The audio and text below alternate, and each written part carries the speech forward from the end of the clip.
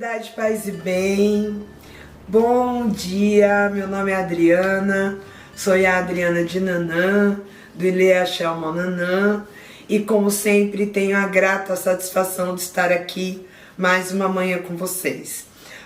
Como eu prometi, nossa nova temporada, que a gente vai estar falando sobre saberes ancestrais para o desenvolvimento humano.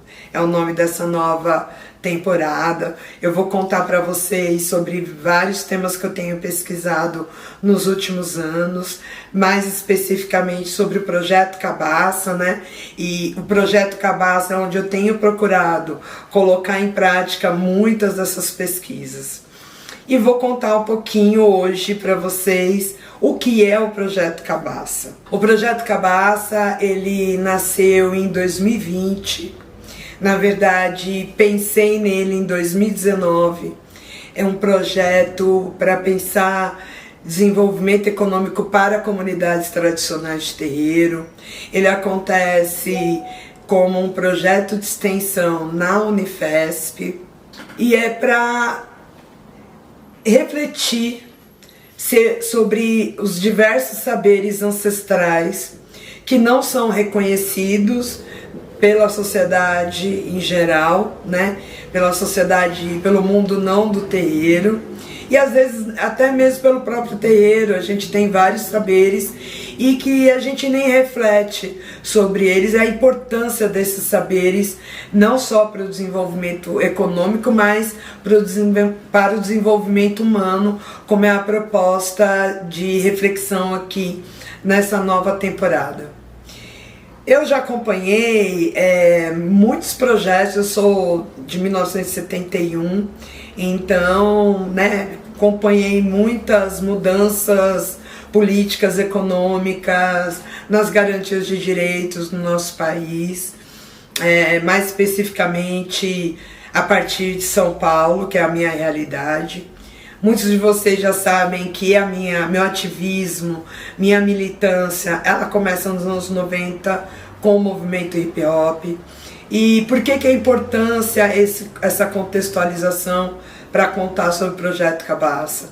Porque eu acompanhei no pós-ditadura, né, todo o processo de redemocratização do país, todos os projetos, né, as políticas de garantia de direitos, toda essa construção das políticas de direitos no Brasil, e muitas direcionadas para as comunidades tradicionais de terreiro, mesmo antes de eu ser de terreiro, inclusive quando eu era bem novinha. E o que me levou a pensar no Projeto Cabaça é observar que todas as políticas, nós temos o Plano Nacional de Desenvolvimento para comunidades tradicionais e povos, né, tradicionais de terreiro. E só que quando a gente olha a realidade das comunidades, falando financeiramente, não muda. Não muda. Isso não é das comunidades tradicionais, comunidades lideradas principalmente por mulheres, comunidades lideradas por pessoas pretas. O desenvolvimento econômico não chega. Isso falando, e quando eu falo de desenvolvimento econômico, estou falando minimamente de ter um espaço confortável, seguro, né, sem goteira, que alimento nunca falta no terreiro, mas muitas vezes a gente, por falta de recurso, não consegue fazer todas as reformas, todas as obras de estrutura, de segurança e de conforto para quem mora no lugar e para todos aqueles que se cuidam, que são cuidados e acolhidos pelas comunidades de terreiro. E observando isso e refletindo sobre isso, também observo que isso tem a ver muito com a relação de prosperidade. Eu já fiz uma série sobre prosperidade aqui no Ed Nanã, e vocês já sabem, né, quem já acompanha, se não assistiu ainda, vai lá, acompanha a nossa série, né, assista a nossa série sobre prosperidade, orixá e prosperidade. Que a nossa relação com prosperidade para as comunidades tradicionais e me atrevo a dizer, não apenas de matriz africana, mas das comunidades indígenas, né, os povos originários, não é a mesma relação de prosperidade que é pensado pelo capitalismo, porque não necessariamente está vinculado ao dinheiro. E mais, tem um comportamento muito ligado à ancestralidade da mulher preta, que é do cuidado, do acolhimento e cuidado. Toda comunidade que é liderada por uma mulher preta, não há dinheiro que chegue. E por que isso? Não há dinheiro que chegue porque é um espaço onde se acolhe, onde ninguém passa fome, ninguém vai parar embaixo da ponte, as pessoas são acolhidas, todos os problemas de todos da comunidade acabam passando por essa mulher e dela abraçar isso e resolver, buscar, né, soluções. O dinheiro que chega, uma mulher, ela quando tem um dinheiro, seja só ali na família, né, direta, ou seja, numa família estendida, antes dela comprar qualquer coisa para ela, ela vai ter certeza que não está faltando nada para ninguém, de remédio, alimento, sapato, né, calçado, roupa e por aí vai. Bom, e por conta de todas essas reflexões que eu propus o projeto Cabaça para a Unifesp, e ele tem sido desenvolvido desde 2020 como projeto de pesquisa no campus da Zona Leste da Unifesp, que fica ali na Jacupêssego. A proposta era, vamos pensar tecnologias de desenvolvimento econômico que seja específico para essa comunidade, porque não adianta vir pensar desenvolvimento econômico a partir do capital simplesmente. Não adianta apenas um aporte financeiro. Não necessariamente, é bom, sempre necessário, porque estamos todos numa sociedade capitalista, né? É o sistema em qual nós vivemos. Porém, para essas comunidades, o dinheiro só não é o suficiente. E o projeto Cabaça, ele é composto por lideranças de terreiro. Eu vou contar, né, as lideranças que estão desde o começo. Tem a mãe Marisa de Oiá, alguns momentos mais presente, outros momentos nem tanto, mas faz parte do projeto Cabaça, do Nascedouro, pai Marcelinho de Logunedé, mãe Shirley de Ossanha, mãe Nana de Emanjá e Cauê Tumbi. São as lideranças de terreiro presentes na construção desse projeto. E o que é muito interessante, a gente conseguiu construir dentro da universidade um projeto de pesquisa onde, de uma forma linear porque nós temos desde bolsistas de alunos da universidade como bolsistas. Nós já tivemos, no momento estamos sem bolsa, mas nos primeiros 4 anos foram sempre com bolsa, alunos da universidade, lideranças de terreiro, professores da universidade, e que a gente consegue produzir e construir de uma forma linear. O que eu quero dizer com isso? Sem um escalonamento hierárquico da produção do conhecimento. E eu acredito que esse é um grande diferencial na produção do projeto Cabaça. A gente passa a refletir sobre o consumo dentro do terreiro, o quanto que a mudança da estrutura urbanística da cidade impactou e tem impactado nos custos, nas finanças do terreiro. Antes, né, há 30, 40 anos atrás, a gente poderia ter as galinhas sendo criadas no quintal, as ervas, as plantas todas, né, todas as folhas sagradas, a gente teria acesso, os quintais eram maiores, os rios eram mais limpos, tínhamos acesso à mata, onde a gente conseguia buscar ir lá no determinado horário, colher as folhas necessárias para a medicina tradicional. E hoje nós não temos mais isso. quando vai chegando prédio atrás de prédio, vários condomínios, desde os condomínios populares aos mais requintados, vem derrubando tudo, contaminando o rio, derrubando as matas, a gente começa a perder o acesso desde a água limpa a diversas folhas. E aí a gente passa a ser obrigado a comprar. Eu estou falando de uma realidade daqui da cidade de São Paulo. Muitas matas que nós temos ainda presentes em São Paulo estão tão degradadas. Por isso que a gente vai discutir aqui nessa temporada, a gente vai falar de racismo ambiental e emergência climática, porque isso impacta diretamente no desenvolvimento dos terreiros. E impacta no custo também, porque orixá não fica em casa suja. Orixá não fica em casa suja. O que isso quer dizer? As matas degradadas, a gente chega lá, tá cheio de garrafa, plástico, roupa, lixo, todo tipo de lixo que as pessoas deixam quando vão passear na beira de uma cachoeira. Com isso, orixá se afasta. E que sentido? E como a gente sabe disso? Quando a gente vê que as folhas sagradas somem. As folhas sagradas desaparecem.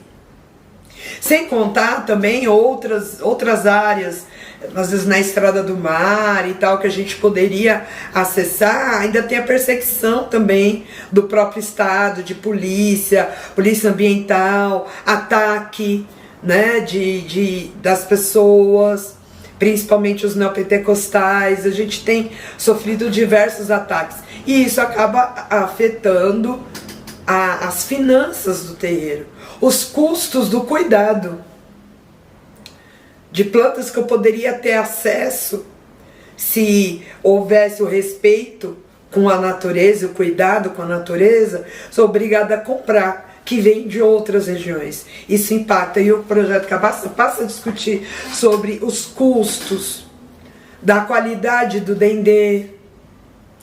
A gente passa a observar diversas áreas de produção de insumos para o terreiro, inclusive que tem aumentado cada vez mais. Tem períodos que às vezes a gente nem sabe, aqui em São Paulo, que dendê é esse que chega pra gente e que faz parte do coração da cozinha do terreiro. Sem contar o custo elevado dos grãos, que utilizamos muito grãos. Tudo isso tem impactado. E a gente vem discutindo sobre isso e pensando alternativas. Lá pelo 3º ano, nós nos juntamos com as agricultoras da Zona Leste. Passaram a fazer parte do projeto as lideranças de terreiro, alunos da universidade, da Unifesp, e algumas agricultoras urbanas da região da Zona Leste, na maioria mulheres pretas. E aí a gente passa a ter um salto de reflexões e de questionamentos. Porque a gente entende que aí a gente aproxima o saber ancestral da sacralidade das folhas com o saber ancestral do manejo da terra, que nós de terreiro acabamos perdendo isso devido a essa estrutura, né? Estamos totalmente urbanizados na nossa maioria. E enquanto as agricultoras, independente do seu vínculo religioso, a maioria delas não são de terreiro, mas o comportamento delas, a cultura delas não é diferente de nenhuma mais velha de terreiro, que é uma questão cultural, além da relação com a terra, respeitando a sacralidade da terra. Essas mulheres, as pessoas que estão na agricultura urbana, elas vão para a agricultura urbana por conta... Alguns dizem, alguns pesquisadores divulgam que vão por causa da fome, mas na verdade elas vão por resgate de modo de vida. E isso para nós de terreiro é muito importante. Porque ser de terreiro impacta no nosso modo de vida. Impacta de como a gente se relaciona com o mundo. A partir de uma cultura ancestral. E é uma cultura ancestral que movimenta também essas agriculturas. E com elas a gente passa a refletir sobre soberania alimentar, sobre o que a gente está comendo dentro dos terreiros, a qualidade dos alimentos que a gente está servindo nos nossos barracões, refletindo sobre faz sentido gastarmos um dinheirão para rituais de saúde e no dia da festa servir fardos de Coca-Cola. E a gente passa a refletir sobre isso, sobre a qualidade do alimento, a origem dos bichos que nós recebemos, que ofertamos para orixá, que ofertamos para a ancestralidade. Porque diferente do que aqueles que querem nos demonizar, nós precisamos que os bichos sejam felizes, bem cuidados, limpos, bem tratados. O bicho não pode estar traumatizado, doente, sofrido, maltratado. Não é do nosso interesse. Até porque, primeiro que não é essa energia que a gente quer ofertar para a espiritualidade, e também não é a carne que a gente quer comer de um bicho sofrido, de um bicho que foi maltratado.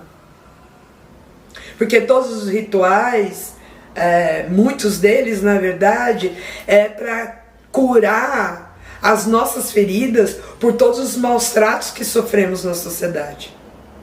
Então não faz sentido. E a gente passa a observar e questionar sobre isso e pensar alternativas sobre isso. E podem dizer, Adriana, o que isso tem a ver com desenvolvimento econômico? Tem a ver sim com desenvolvimento econômico quando eu observo que toda a escala de produção dos insumos que nós consumimos dentro do terreiro, a maior parte não está na mão de pessoas de terreiro, por exemplo. Pessoas de terreiro poderiam estar, o nosso dinheiro poderia estar circulando mais entre nós mesmos. Como falam do black money, por exemplo, ou do pink money. A gente pode pensar num axé money? É possível pensar sobre isso? Não é mais interessante eu comprar os bichos, por exemplo, de uma pessoa que é de axé, que é de terreiro, que sabe a importância daquele bicho e sabe do respeito necessário, cuidado com os animais?